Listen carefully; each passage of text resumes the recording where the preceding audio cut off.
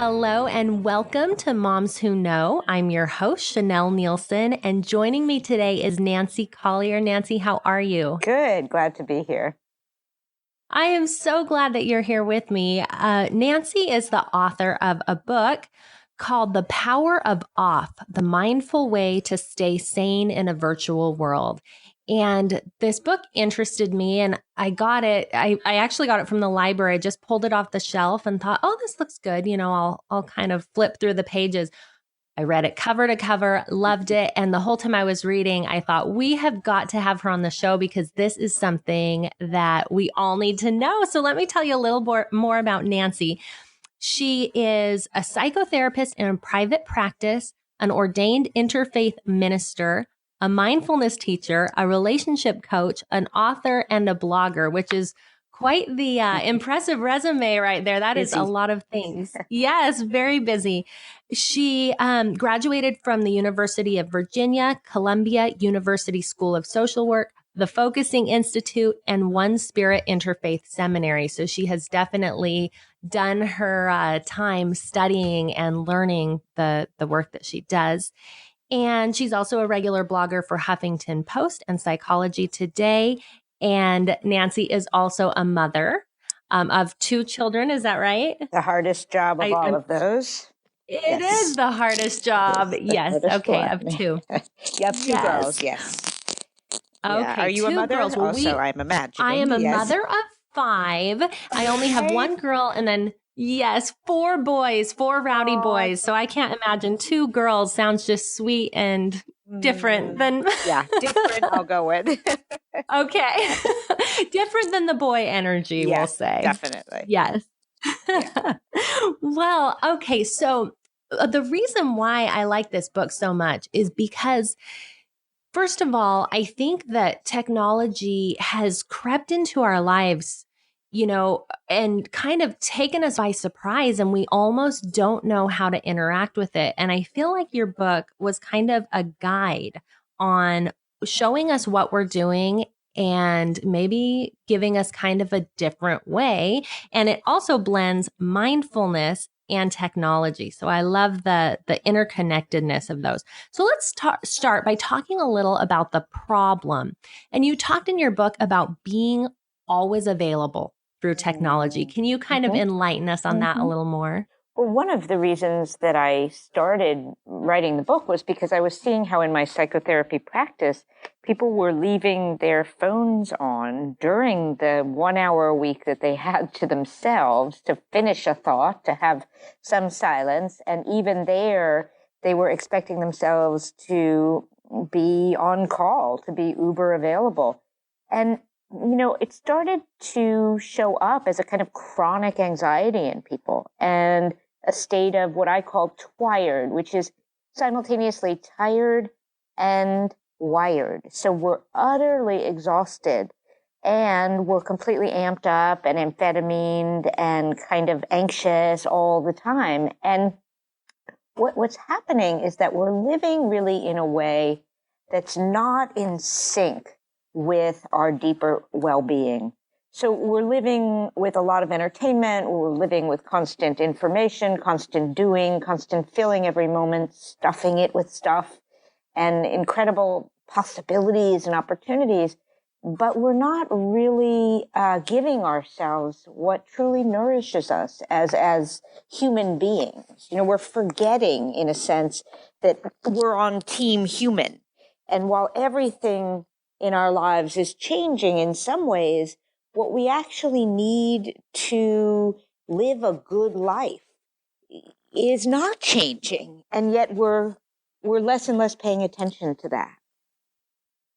That's such a good point. I mean, things haven't changed. We still need the same things. And yet we're going to a different source, another source to find it. And it's not fulfilling in any way. And what's happening is the more that we're kind of stuffing our minds and stuffing everything with more stuff, the more we're craving. You know, it's a bit like being at a cruise ship buffet. The more we get, right, the more we want. And we're ending up with that same kind of sickness, overfed, but not nourished. It's like junk food, junk food, junk food, and looking again in the wrong places for what we really need. That's a kind of addiction. We're manifesting an addiction. The more we're getting our substance, the more we want our substance and the more hollow we feel.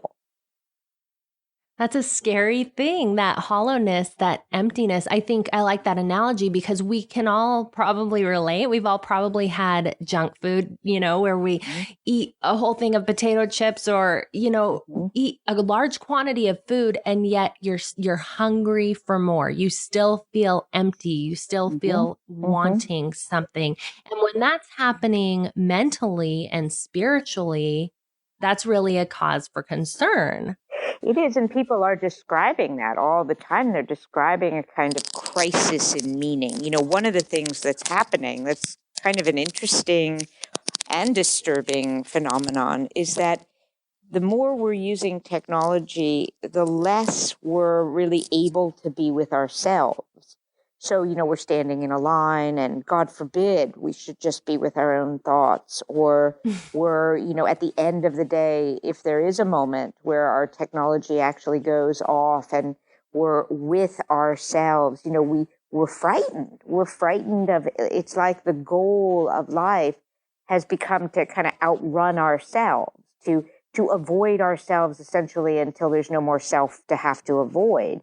And in addition to that, you see how if we're walking down the street, let's say, and I don't know, we have a small moment with someone, maybe we open a door for a woman with a carriage or something, we no longer process that experience ourselves, that sense of, we just shared a moment with somebody and had a sense of gratitude. Rather, we're right away, we're posting hashtag sweet moment, kicking it with kindness. We're out there on social media sharing our experience, and we're not spending that time with ourselves to process and be with our own knowing of what that was like for us. And we've turned ourselves, in that sense, we've turned ourselves sort of into an object.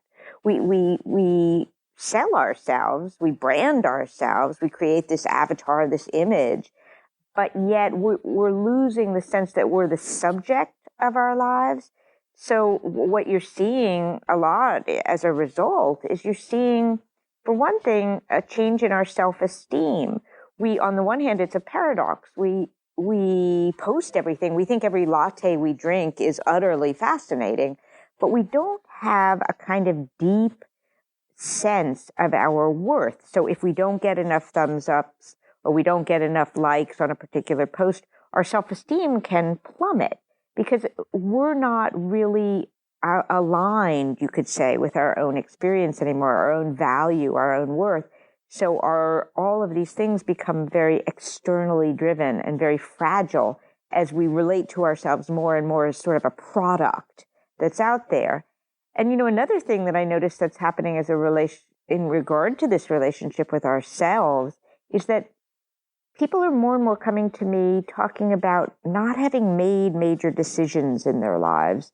They're in their 30s, 40s, even 50s saying, I sort of missed a wrong turn here. Or I didn't make those bigger choices, because the more distracted we get, the less we're taking time to really contemplate our own lives. How are we doing in this life?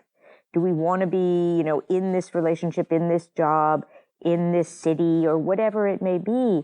We're not spending that time really thinking about the important aspects of our lives. And therefore, we're seeing that people are making far less changes. They're not actually making those big decisions anymore in their lives. It's showing up in all of the research. And you could also say that as a result that our relationship with ourselves and not living our own experience, as I described with the baby carriage, we have this feeling like we're ghosts. People talk about that in therapy a lot, like they're ghosts in their own lives, like they haven't been in that experience exactly. So our rush to get kind of feedback on it and all of that we get by posting, it drains us of the actual lived experience of it. That was one thing that I found really interesting in your book that I hadn't connected before.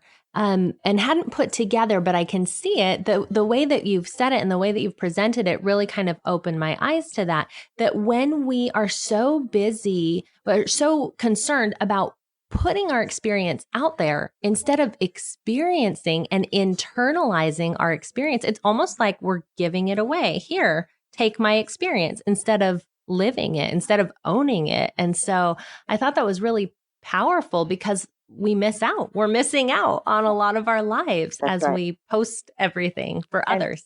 And with that, absolutely. And that's a really good point. One of the ways that we do that, in addition to this relationship with self, is you see how, I was recently at the museum with some millennials and, 18 to 34-year-olds, and they're not really there at the museum looking at the art. What they're there doing is taking selfies of themselves looking at the art. So you have this sort of unending obsession, compulsion to put out a certain image of yourself.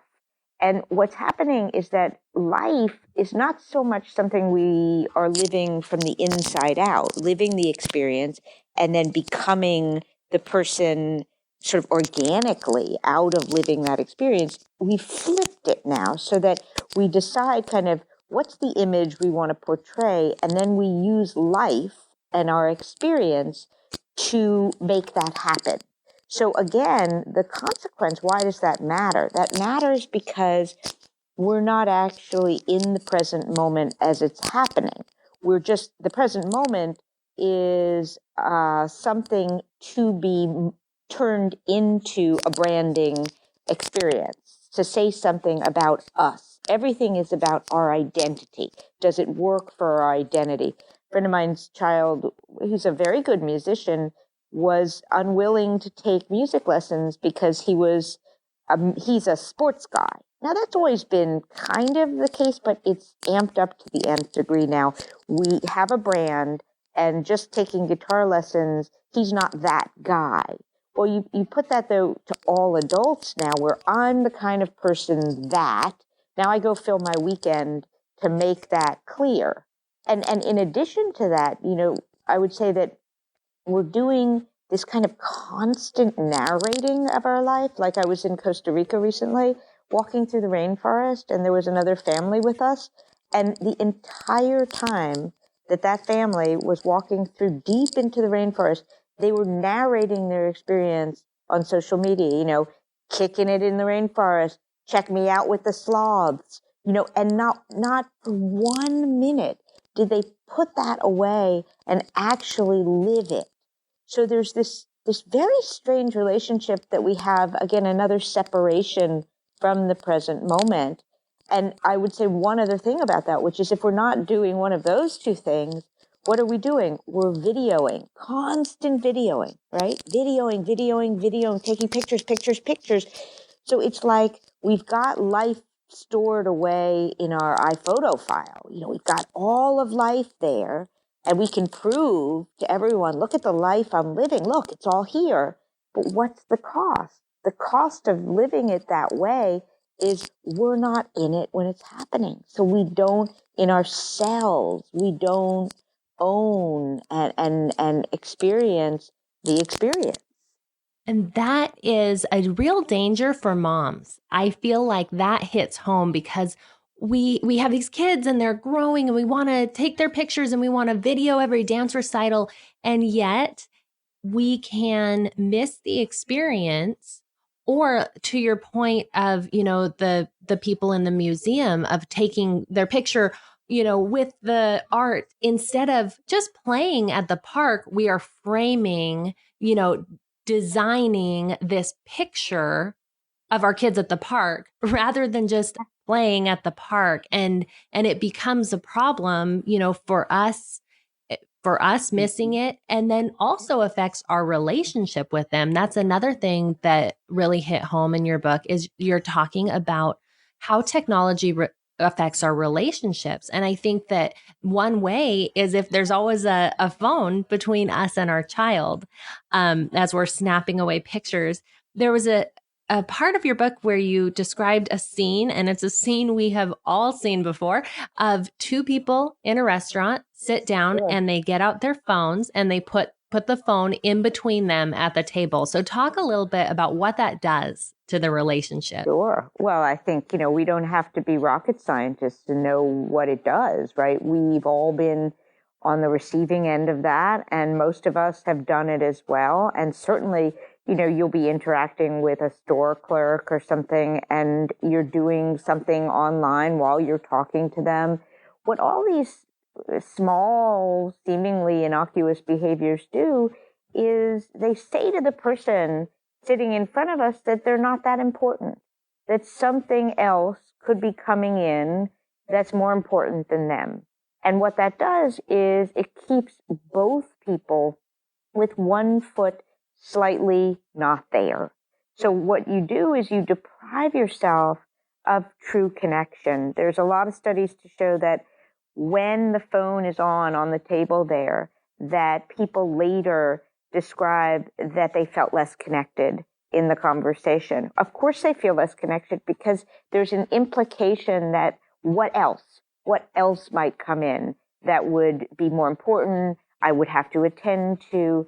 And we're sending that message all the time. You're not important enough to be the full focus of my attention.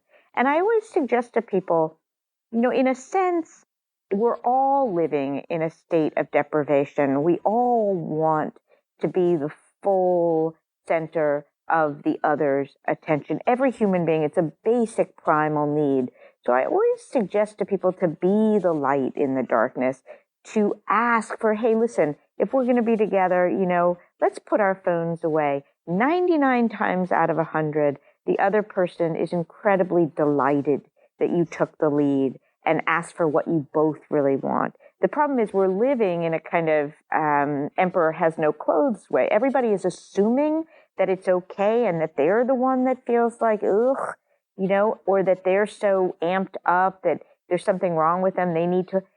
But most of us really are aching to come back to a simpler time where you took a walk with a friend and you didn't bring your devices, where you could actually land together. And, there's that experience when you're with a good friend or a partner and you both create, by full presence, you create a kind of third entity, which is the we. And you kind of disappear into a shared experience, not of two separate people, but of a shared space, sharing the same presence. That can't happen when we're darting in and out of separate conversations. And you see that also there's a great sadness, I think, when we get so used to staring at a screen or being, half in a conversation anymore, that we're starting to lose the capacity to be empathic, to really look in someone's eyes, or if you're having a conversation with somebody who's supposed to help you, that they care about you. It's like that skill of not just connection, but true empathy. We're seeing that start to wane, and that's disturbing. Yeah, for sure it is. And it's easy to see how we start to lose it because we're not paying attention. Yeah. I have to tell you, so I have on my cell phone, I'm not a person who actually is connected to my cell phone all that much. I don't have any fun apps. I don't have Facebook on my phone. Mm-hmm. I've tried to keep it really simple because I don't want it to be a distraction. But I do get texts occasionally and it makes a little ding. I feel like it's a very innocuous, just a nice little sound ping when I get a text.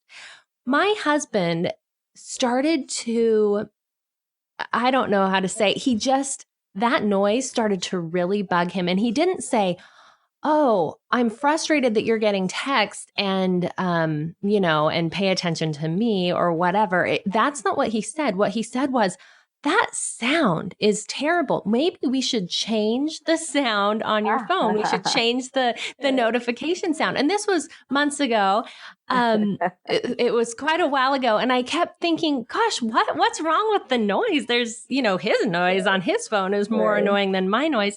But after reading your book, I put it together. That's not it at all. It has nothing to do with the sound and everything to do with the implication of that sound, which is I'm about to lose my wife's attention. She is going to stop talking to me and go look at her phone. And so what we've done now is we have decided as a couple that we don't need the iPad or the phone out in our living area. If we need to go check the phone or the computer for work, then we go in the office. We go, he charges his phone in the laundry room. We keep it there. It doesn't need to be out because when we're in the family room or the kitchen, we're with our family. That's and that's who we want to be with. Yeah. Well, that came from inspiration from your book. So, well, what I'm hearing, which is really inspiring to hear, is that you are taking ownership of your own life and how you want to live it. Part of what's happening to us, and this is what I give talks all around the country about, is that we're slipping into, there's a part of the human, it's in the limbic system. It's a passive impulse that we tend to lean toward being told what to do. And, if you're not going to decide how your life is lived, someone else is going to decide it for you. And generally, that's not going to be what you want it to be. So what I'm always talking to people about is taking back a sense of agency so that, yes, technology makes it possible to be passive and let things happen and the horses out of the barn. So just, start your day with your smartphone and live your whole day reacting to what's coming down through it. And here we are in this life. But what you just described is asking very grown-up questions like, how do I want to live? What kind of family, environment, community do I want to create? There is absolutely nothing that keeps us from making those decisions and living that way. What it takes is a kind of awareness and a kind of, again, responsibility for our own lives. Like a friend of mine said, you have to grow up and wake up, right? This takes a certain adulthood, and it's going against the trend. For some people, it feels like, well, to make those decisions, with most addictions, the addiction makes you an outsider from society at some point. With this addiction, to do it a different way is what makes it puts you at, right. The addiction makes you part of society. It's quite the opposite. And that's part of what makes it such a tricky addiction to break. But what you're doing is saying, I'm in charge of my life and my children's lives. How do I want to do it? So we ask ourselves, how does it feel if the phones are everywhere and everybody is just in their isolated pod? How does that feel on a Sunday? Oh, doesn't feel very good. So let's design a different way. As the grown-ups of this family, we're deciding how that goes for at least the period of time, they're living under our roof or what have you. I love the fact that you claimed agency for your own lives. And as opposed to, you get in a Via these days. I was in a Via, like a Lyft, Uber, and we're going down a street, on a pouring rain day on a bridge, on a street that has a bridge on it at rush hour in Manhattan. You could be, an amoeba. You would know that would not be the street to go down. And so, of course, when I said to the driver, I've lived in New York 20 years, it's probably not the best street to take in these circumstances. And his response was, well, that's what the computer tells me I need to do. So why think about it? Exactly. Yeah. So it's resisting that reptilian urge to disappear and just take whatever life is presenting. So congratulations on that. Well, thank you. And that's really where mindfulness comes into it, right? We're thinking about how we want to use this technology. We're about out of time, but there's one more point I wanted you to speak to, because this was just a tip that I found very actionable. And you talked about why we go and do things. And it's been really powerful for me to stop and think before I check my email.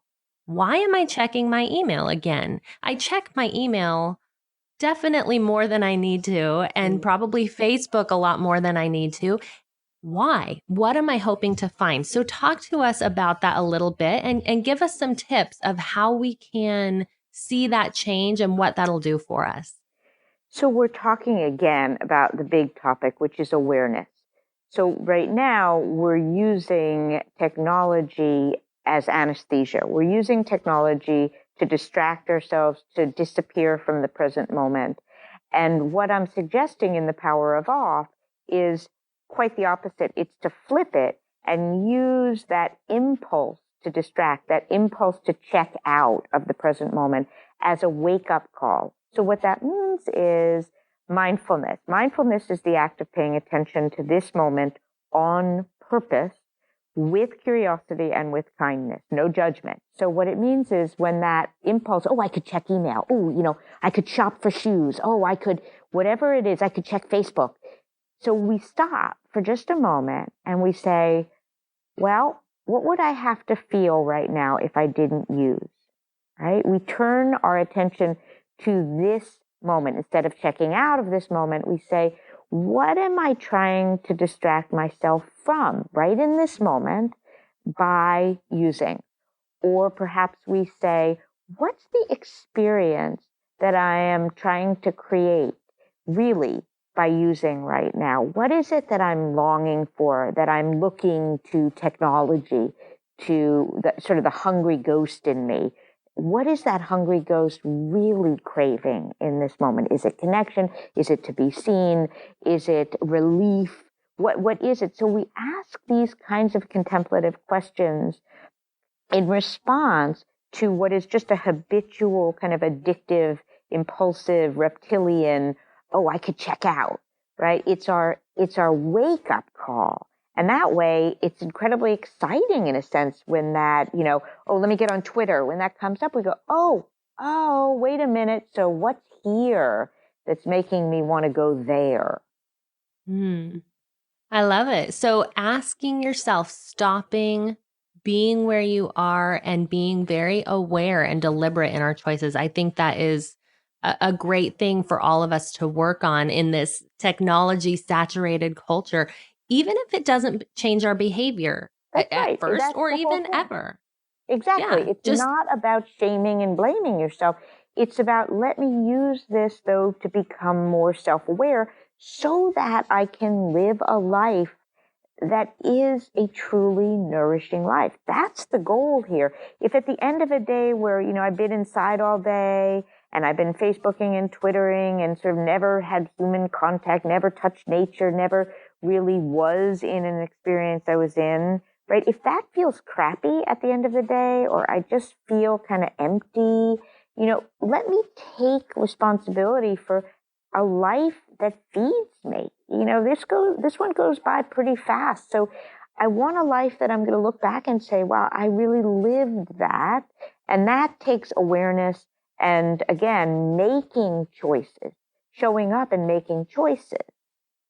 Yes. Oh, I love it. So much wisdom in that and good things for us all to think about. Nancy, tell people where they can get more of this great information, your website, your book, all that good stuff. The book is available everywhere books are sold. It's Power of Off, The Mindful Way to Stay Sane in a Virtual World. Amazon, everybody has it, Barnes & Noble. And my website is nancycolier.com, and it's 1L. And you can see all the writing on there, or you can go on Psychology Today or HuffPost, and there's lots of stuff. And I love feedback, so please reach out to me and tell me, what's working, what's not, what's helping, what's not, or anything that comes to mind. Great. Well, thank you. You guys be sure to check out her book and her website for lots of more great information. And thank you all for being here today on Moms Who Know. Thanks for having me. Subscribe to Moms Who Know so you never miss an episode, and join the conversation on Facebook at facebook.com/Moms Who Know podcast.